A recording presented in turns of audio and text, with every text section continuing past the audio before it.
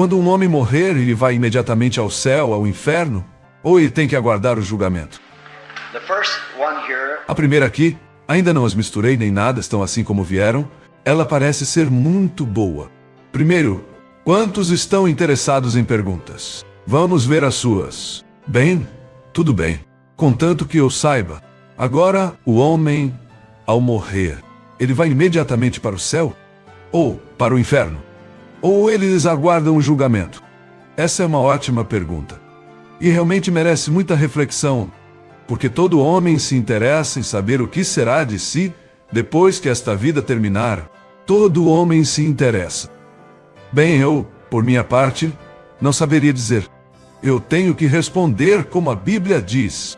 Acho que foi uma mulher que há algum tempo atrás fez uma conta telefônica de $50, lá de Los Angeles, numa ligação de 35 ou 40 minutos, talvez mais, tentando me convencer de que era legal e certo ela deixar o marido e casar com outro homem. Eu não poderia fazer isso. Não, eu disse. Não, senhor. Ela disse. Bem, meu marido é um pecador, e este homem é cristão. Eu disse, isso não tem nada a ver com isso. Você certamente estará cometendo adultério. Disse, bem, eu estou tuberculosa, e não tenho razão para viver se não puder ter esse homem. Eu disse, você está apenas apaixonada e não amando. Por que não poderia estar? Só isso. Já que é aquele que é seu marido, e você jurou viver com ele até que a morte o separe. Qualquer coisa diferente disso é adultério. E então, ela continuou insistindo. Eu disse, senhora, não há necessidade. Ela disse, se o senhor apenas me disser que está tudo bem, eu disse, eu não faria isso. Eu disse, eu estou. Ela disse, bem, irmão Branham, nós temos muita confiança no Senhor. Então eu disse, escutem bem o que estou tentando lhes dizer. Eu estou lhes dizendo a verdade, pois não posso dizer nada além do que Deus disse. Deus disse que esta é a verdade. Então, é exatamente assim que é. Entendem? Eu disse, é assim que deve ser. E é assim que tem que ser. E agora, nessas perguntas, é assim que queremos que elas sejam respondidas. Bem, sempre se pensou... Bem, aqui dentro vocês percebem neste pequeno grupo de pessoas esta noite, provavelmente há todos os tipos de ideias diferentes. E achamos que todas elas são boas, cada uma delas. Sua ideia é boa e ela é uma... Mas agora, o que fazemos? Nós temos que ter alguém. Assim como gansos, patos, qualquer coisa, tudo tem. Abelhas. Tudo tem um líder. Se a abelha rainha morre, vocês sabem o que acontece. Se o pato líder morre, eles têm que arranjar outro. Isto é, eles têm que ter um líder. E o homem precisa de um líder. E o líder é o Espírito Santo. E o Espírito Santo estabelece primeiro na igreja os apóstolos, depois os profetas, e assim por diante. Alguém disse não faz muito tempo, ora, irmão Branham, não precisamos de ninguém para nos ensinar. Quando o Espírito Santo vier, não precisaremos de ninguém para nos ensinar. Ele disse, a Bíblia diz que não precisamos de ensinamentos.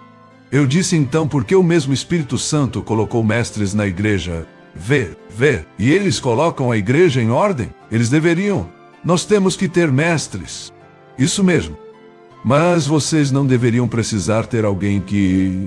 Não precisam lhes ensinar dizendo, não cometerás adultério, não jurarás e tomarás. Vocês já sabem disso. A própria consciência do Espírito Santo lhes diz que é errado fazer isso.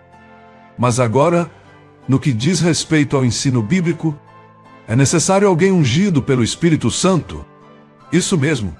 E Deus estabeleceu a igreja por meio de apóstolos e profetas. Dons de cura, milagres e assim por diante.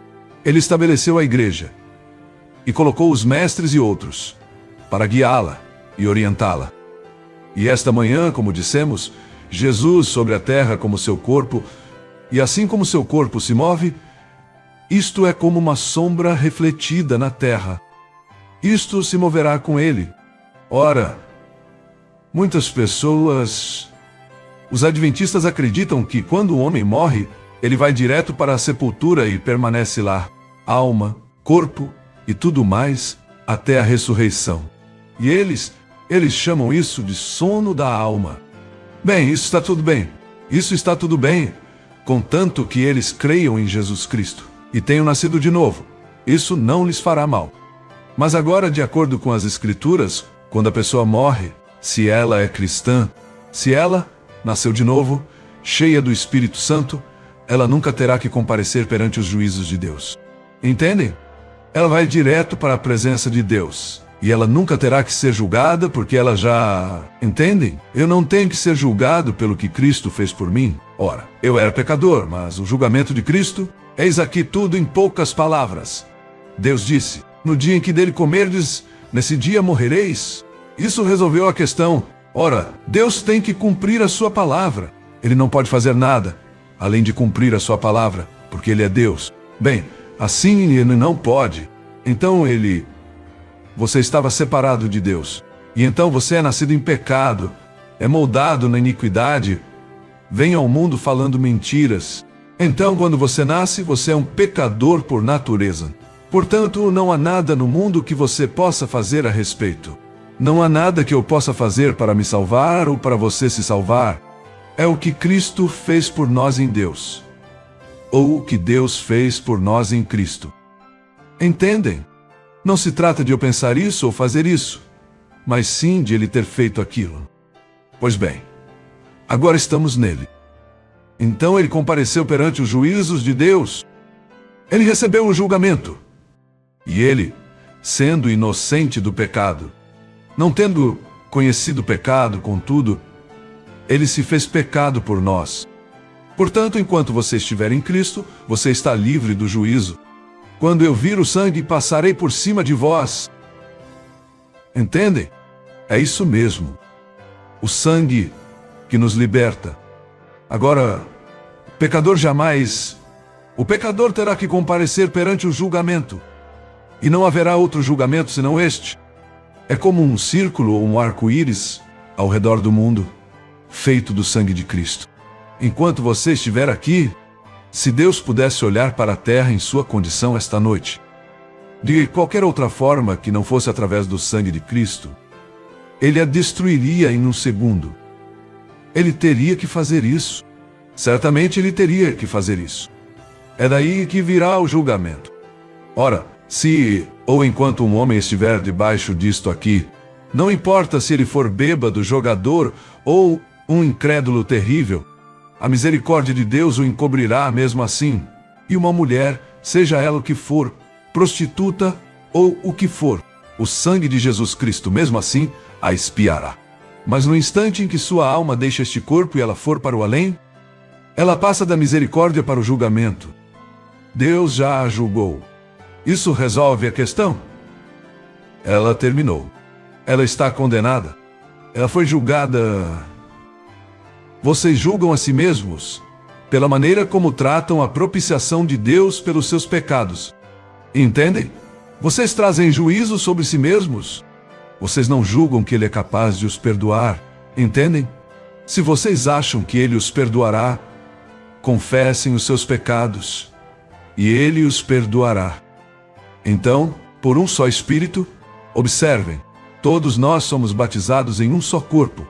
E assim como esse corpo foi ressuscitado por Deus, ressuscitado dentre os mortos, justificado, assentado à sua direita em poder e majestade nos céus, assim também os que morreram em Cristo estão em Cristo, livres de condenação e ressuscitarão na ressurreição.